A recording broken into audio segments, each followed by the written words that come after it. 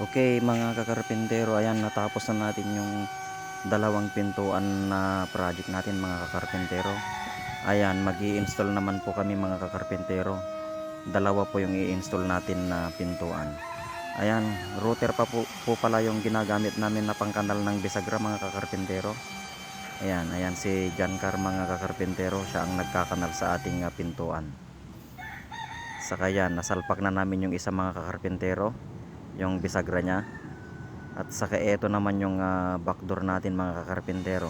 Ayan, kinakanalan na naman ni Kuya Jalan mga kakarpentero. Ano ho? Ayan o. Ayan yung backdoor natin, 5 panel mga kakarpentero.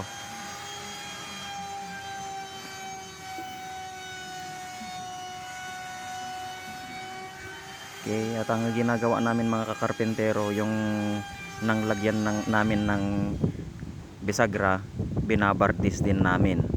Saka yan, nasalpak na namin yung bisagra mga kakarpentero. Ano ho? Yan, at saka yung mentor natin mga kakarpentero, nasalpak na rin. Yan, nasabit na namin.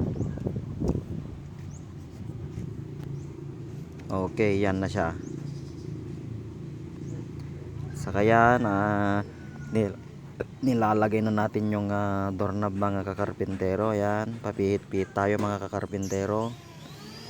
At saka may problema si Kuya Jala mga kakarpentero. Yan, kaya linineran niya yung ibabaw ng kanyang pintuan kasi mahigpit. Saka yan, ayan tayo sa main door mga kakarpentero. Sinasalpak na natin yung doorknob.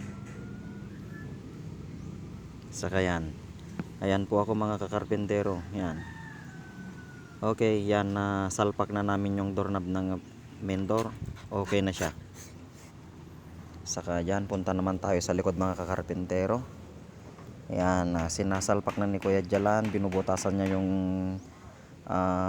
strike niya mga kakarpentero. Ayan pala yung pintuan natin sa likod mga kakarpentero, 5 panel na nara po. Okay, at saka pinipilar ni Janjan yung mga nanglagyan ng brace ng hamba mga kakarpentero para malinis mga kakarpentero. Ayan, 5 panel mga kakarpentero. Ayan mga kakarpentero, okay na. Thank you for watching.